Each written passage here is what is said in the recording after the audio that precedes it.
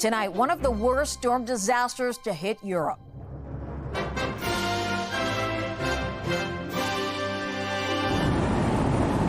The rescues and recoveries in Spain. Grande apocalypse. As floodwaters recede to reveal ruin. A Canadian killed in the Ukrainian war.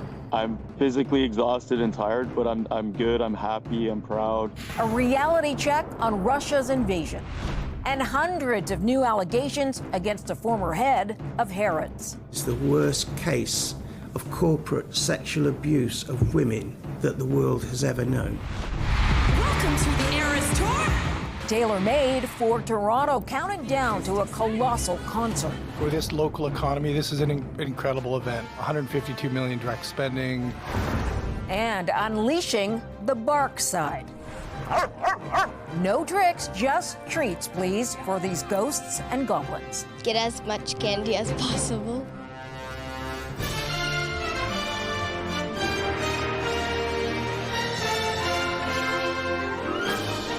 CTV National News with Omar Sachedina. Reporting tonight, Mirella Fernandez.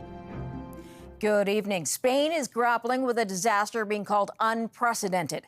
More than 150 people have been confirmed dead in the aftermath of heavy downpours that triggered intense flash floods. Many in Valencia left stranded on rooftops, rescued by helicopter. The force of the water so strong, cars got pushed on top of each other. Some say it looks like a tsunami came through, with the muck and mud left behind, making local travel impossible. Residents say the warning about the flooding came much too late, and now, with homes in ruins, they're left with nothing. CTV's Garrett Berry reports. A day of grief, cleaning, and mourning in eastern Spain. Streets caked in mud, pavement torn to chunks, and cars crushed into bits. Big current and carros swimming. Grande apocalypse. Today, as rescuers continued to work fighting littered streets, the death count climbed higher. Vimos muertos pasar. I saw bodies floating past. I called out, but nothing, said one Valencia welder. ¿Dónde estaba? Mal. Spain's prime minister urged people in the country's eastern region to stay inside, leave streets clear for those cleaning up and looking for survivors. Por favor, se queden en casa. Many homeowners today dealing with wreckage on their own doorsteps. Some residents say they don't know where to go for food and water. No sabemos dónde buscar agua. No sé dónde vamos a ir a comprar comida porque está todo. We need help. This is getting worse and worse, said this woman, who works as a house cleaner. In Spain, this type of storm is called a godo fria, a cold drop. It's not rare, but rarely so devastating. All the shops, everything is in a massive disaster. We're not going to be able to even start repairing. I can't even contact my work. No one in this area can contact each other because we have no internet. Valencia was the hardest hit, but some other small towns in the region saw fatalities too. The Spanish government has called for 3 days of mourning and army help to put these streets back together. Garrett Berry, CTV News. It looks like the North Korean army is getting ready to join Russian troops in the war against Ukraine. And Global Affairs confirming today that a Canadian fighting for Kyiv was recently killed. CTV's Adrian Gabriel tonight has an insider's look at why Canadians still feel compelled to join the fight. This chilling video released by Russia's Federal Security Service claims to show the bodies of 4 foreign fighters, a cache of weapons, and Canadian flags inside Russia's Bryansk region on Sunday, near Ukraine's northern border, with Global Affairs Canada confirming 1 Canadian has been killed in Russia. President Zelensky will take anybody who's prepared to fight for Ukraine. It doesn't matter. He's got a shortage of soldiers. CTV News has learned that a number of newly enlisted Canadians joined the Ukrainian military in just the last 2 months. I'm physically exhausted and tired, but I'm good, I'm happy, I'm proud. We first spoke with Canadian Adam Oak in the summer of 2022. He was in Ukraine delivering aid with an NGO. If you're moving, you become a target. And again when he returned to Canada in the winter of 2023. And now Oak, who spoke to CTV News from a secret location in western Ukraine, has returned, this time to fight. I've joined directly with the Ukrainian military in the 25th Airborne Brigade, which I'll be operating drones. Oak isn't Ukrainian, has no previous military experience, though he's been training since he enlisted in September. The 34-year-old is one of multiple Canadians with Ukraine's 25th Airborne Brigade who are preparing to be deployed in the coming weeks. You believe that after 3-4 months of training, you'll be ready for active combat? Absolutely. The training here has been fantastic. The arms training is there. The survivability training is there. In September 2023, one of Oak's close friends, Canadian aid worker Tonko Wynat, was killed in Ukraine. He was more than a friend. He was like a brother to me. And I'm sure he would be very proud of what I've decided to do. Adam, have you thought about the fact that you might be killed? I've totally accepted the possibility that I will most likely be wounded or unlikely be killed, but there is quite that possibility as well. But there's hundreds of Canadian citizens here fighting the good fight. Though the reality, according to retired Major General David Fraser, is that Oak and other drone operators are at a significant risk on the battlefield as they increasingly become high priority targets. Adrian Gobriel, CTV News, Toronto. More than 400 women, including Canadians, are now accusing the former owner of Harrods of sexual assault. Mohammed Al Fayed passed away last year. Since then, former employees of the famous British department store have been recounting their horror stories of being raped or abused by the billionaire. CTV's Jean-Vier Bushman with the update tonight. Wherever Mohammed Al Fayed went, say lawyers for alleged victims, abuse followed. More than 400 women have now contacted the legal team building a case against the billionaire tycoon. That, in our opinion, is an industrial-scale abuse. Abuse that could have only been perpetrated with a system that enabled the abuse to happen. Fayed died last year at 94, throughout his life denying allegations that surfaced. But a documentary into allegations of rape released in September prompted alleged victims to speak out. The women say they came across Fayed at his luxury store, football team, estate, airplane, and yacht. Among them, a woman from Canada hired to sell luxury purses at Harrods. She shared her story in September. He proceeded to get into this bed and on top of me and assault me. The legal team also said the daughter of a well-known soccer player and of a U.S. ambassador to Britain are among victims. Harrods has apologized and launched a compensation process that many women say falls short. This case, as I've said before, in many ways is the worst case of corporate sexual abuse of women that the world has ever known. The legal team has vowed to hold Harrods and Fayed's estate accountable. Geneviève Beauchemin, CTV News. What is being called the biggest and most sophisticated drug lab in Canadian history is being dismantled after a massive takedown in rural British Columbia. As CTV's Ben Milter reports, Mounties believe the super lab is connected to transnational criminals. This is a war weapon. This 50 caliber sniper rifle, one of 89 firearms seized by Mounties, including restricted handguns and AR-15 style rifles. It's all part of an investigation into what the RCMP calls the largest and most sophisticated drug lab in Canadian history.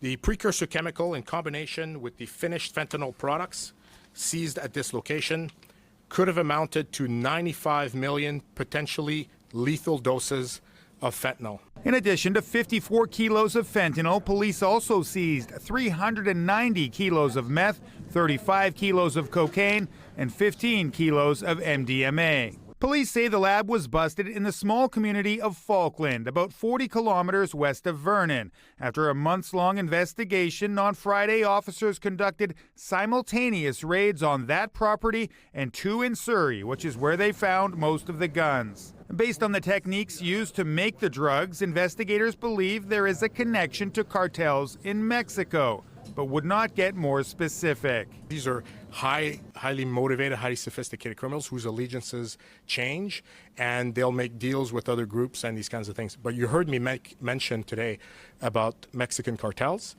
and transnational criminals. Police don't believe the drugs were intended for sale in Canada or the United States, but would not say what countries they were destined for, saying that would compromise ongoing investigations. Police also seized $500,000 in cash. Despite the scale of the operation and the size of the weapons cache, only one person has been arrested so far.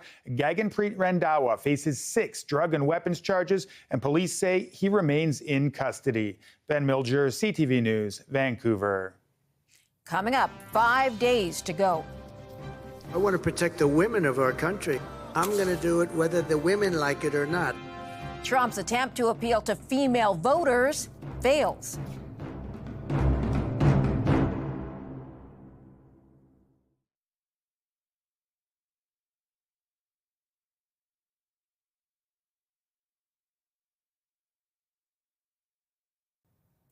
The U.S. presidential nominees are scrambling to secure every last vote they can.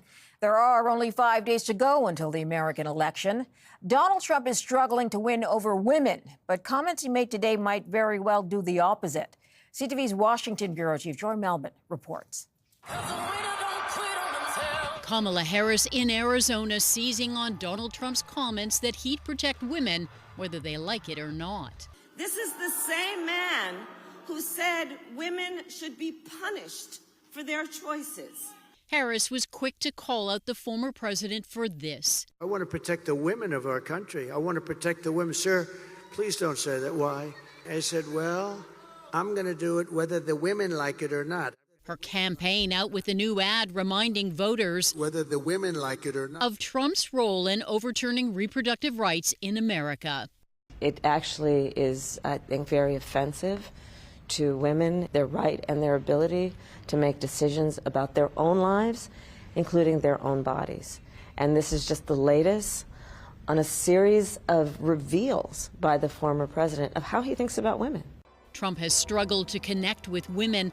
Polls show he's trailing Harris among female voters, but doing well with men, campaigning in New Mexico, a state he lost. So I'm here for one simple reason. I like you very much, and it's good for my credentials with the Hispanic or Latino community. Trump is still trying to clean up after a comedian at his Sunday rally compared Puerto Rico to garbage, fearing it could cost him votes. I love the Hispanics. I love them. And pushing false claims of cheating and voter fraud. I said, look, your votes are rigged. We can win New Mexico. It already has Washington on edge. Businesses are boarding up around the White House, the city on high alert. Both candidates in Nevada tonight for dueling rallies, trying to gain an edge with Latino voters there. In a race this close, it's all about turnout. Morella? Thanks, Joy. A lot of young American voters are divided about the U.S. supporting Israel and the war in Gaza. Our chief news anchor Omar Sachedina is on the road in Michigan, getting the views of Arab and Jewish students in Dearborn. Here's the latest from his series ahead of Tuesday's big vote.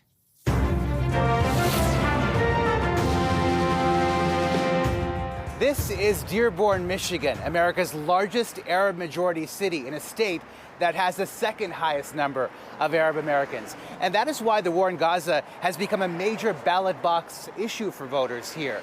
Now, traditionally, they voted Democrat, but this time many are saying they don't feel heard by their party. So we drove to the University of Michigan at Dearborn to talk to Arab American students about why. Some are voting in their first election. Others, in a kind of protest vote, are choosing to sit it out. I just don't feel like any of them really care for like any of the Middle Eastern countries, to be honest. This student didn't feel comfortable being on camera. The whole situation kind of just feels like walking on eggshells. Both parties, like publicly, kind of lack sympathy for just people in the Middle East right now. I feel like they're not willing to look at both sides. The destination is on your left. At the University of Michigan at Ann Arbor, these Jewish students tell us the war is one of the key issues that's driving them to vote. They won't say who they're voting for, but they say they have made their pick. The past year has obviously taught us all a lot about how the politics of our country in general and the people here are impacted by stuff that happens globally as well. On this road trip, we've talked to many people about what they see as the Biden administration's failure to stop the war in Gaza, creating a potential liability for the Democrats. We can and we must seize this opportunity to end this war and bring the hostages home. Donald Trump is trying to seize on the frustration. Kamala is also in total freefall with the Arab and Muslim population in Michigan. With added momentum from an imam and 2 Michigan cities' Muslim mayors who recently threw their support behind the Republican candidate. We as Muslims stand with President Trump because he promises peace. He promises peace, not war. It did surprise me personally because that man has said, he wants a Muslim ban. And I don't know, in every aspect of life, every group of people, there's always people that don't speak for the whole. But there are people that they choose to represent. So it meant nothing to me because they're just another person. I'm a Muslim, they're a Muslim. Their position as imam, it kind of disappointed me. Remember, it was Donald Trump who came up with a ban preventing passport holders from 7 Muslim-majority countries from traveling to America. And that happened in the first month when he was president. That's when Karen Majewski was the head of this city, Hamtramck. This is my neighbor, Sandy. Not far from Dearborn. She says she made it a point to make sure everyone felt safe. At the time, those who were most threatened was the Muslim community, which is a diverse community in itself. Like millions of Americans, she was out to vote early this election, angry that her city's current mayor is one of the 2 mayors who has endorsed Trump. We've seen that that Trump supporters can justify anything and overlook anything. So no, that's not a surprise to me. But it is disappointing, and it is frightening, I think, for a lot of residents here. A conflict thousands of kilometers away, a key issue in the final sprint to U.S. Election Day. And Omar will be in Springfield, Ohio tomorrow. Live coverage in Washington begins next week. Still ahead, Toronto preps for a pop star. Welcome to the Eras Tour. Getting set for the swarm of Swifties.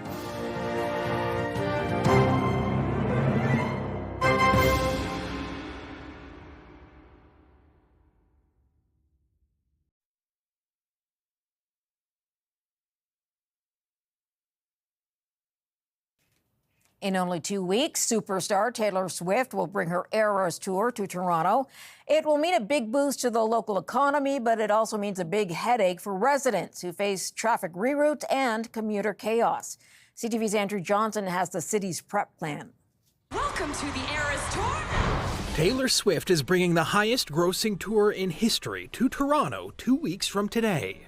The city is expecting 500,000 fans to show up. They've been planning for months. I, like many of us, have been in awe of the incredible force of Taylor Swift and this Eras Tour as she has traveled across the world, and Toronto has been learning closely from those other cities. The city is beefing up policing and transit during 6 shows over 9 days. There will be road closures to deal with and extra congestion.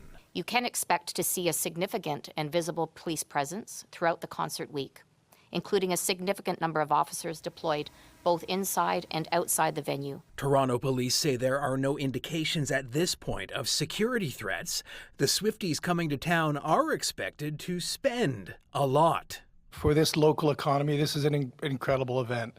152 million direct spending, 282 in overall GDP. No surprise given what hotels are charging. Take a look at how much it'll cost you to book a room for tomorrow compared to Swift's opening night. It's the same story in Vancouver, where the superstar will close the tour with 3 shows at BC Place in December. Nearby condo owners are offering to rent them out for thousands per night. Why don't I see sort of what the market will bear for it? When you consider what the hotels are doing and the hotels being all booked out, it's a function of supply and demand at this point. Taylor Swift set out on the massive Eras Tour last March. A year and 7 months later, it's now Canada's turn to experience what many have compared to Beatlemania in the 60s, only bigger. Andrew Johnson, CTV News, Vancouver. After the break, cute and creepy canines competing for best costume.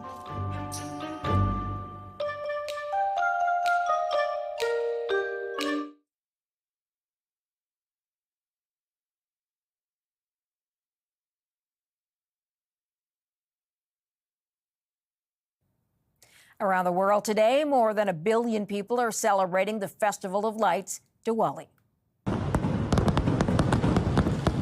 In India, there were fireworks, and more than 2.5 million oil lamps were lit along a riverbank. The lighting of the lamps symbolizes the triumph of light over darkness and good over evil. Diwali is a major festival for Hindus, but is also celebrated by Sikhs, Buddhists, and other faith groups. And of course, everyone hopes good triumphs over evil on Halloween. Dressing up is fun for the kids, but it seems to be even more fun for adults with pets. CTV's Sarah Plowman tonight with the creative costumes for canines dog lovers can't get enough of. Hello, happy Halloween! The darkness drew out critters from the cute That was a skeleton to the creepy. I am a vampire / Wednesday. I'm a creepy dog. Zigzagging streets to grow their loot. My goal is to get as much candy as possible. A day of tricks, and here, definitely treats. Yes, I'm a handsome man. This doggy day camp held a week-long costume contest. We've had sorcerers, and we've had ninja turtles, we've had lobsters, we had the Addams family today. And no winner yet, but the Addams family is certainly in the running. It's fun as long as the dogs think it's fun. From Paw Patrol to Wonder Dog, a nod to movies or monsters. Across the country, pets are picking up the tradition. Not new, but the trend seems to be growing. I would say in the last 5 years, we've seen a big boom of people definitely dressing up their dogs, going all out. Like these new hires at HomeSense and Winners, or ketchup and mustard. Some funny and friendly Canadians. I found a lot of dogs with jobs, so like UPS workers, HomeSense and Winners workers. A lot of foodie costumes also were really popular this year. From spooky celebrations at school to scary decorations at home, enthusiasm for Halloween is on full display. Sarah Plowman, CTV News, Fredericton. That's a wrap on the day. Thanks for sharing your time with us. We leave you tonight with a few little ghosts and ghouls from our own CTV family. Good night.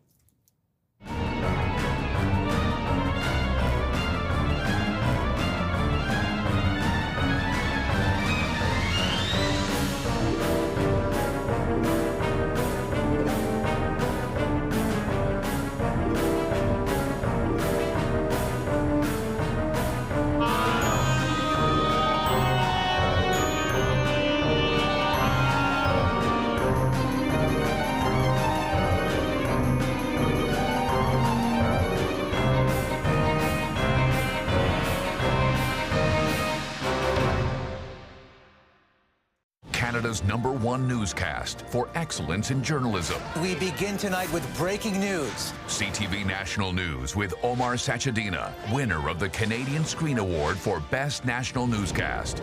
Watch weeknights at 11